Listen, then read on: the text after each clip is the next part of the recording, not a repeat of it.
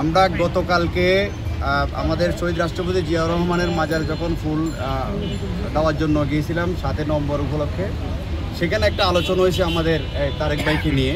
আমরা এখানে তৎক্ষণাৎ আমাদের কেন্দ্রীয় সিদ্ধান্ত হয়েছে আসার জন্য আমরা আসছিলাম।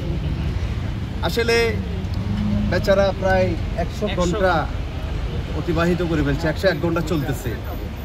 গতকালকে যাওয়ার পরে আমরা ব্যাপকভাবে সোশ্যাল মিডিয়ায় দেখেছি এবং ওনার বাচ্চারা, ওনার বাবি সাহেব আমাদের তারেক ভাইয়ের আসছে, কান্নাকাটি করছে। আল্লাহকে হাজির নাজির করে বলি, আমরা রাত্রে যখন লাঞ্চ করতে বসছি খাওয়ার জন্য, ভিতরে খাওয়া যাচ্ছে না। পানি যখন হাতের বোতলে যখন পানি নিয়েছিলাম তখন তারেক ভাইয়ের কথা মনে যায় পানির গ্লাসের ভিতরে ওনার ছবিটা বেশি উঠেছে। এই ব্যক্তি শেখ হাসিনা সরকারের পতনের জন্য ব্যাপক ভূমিকা রেখেছে এবং প্রশাসনের দিকে চোখে হাত রেখে কথা বলেছে।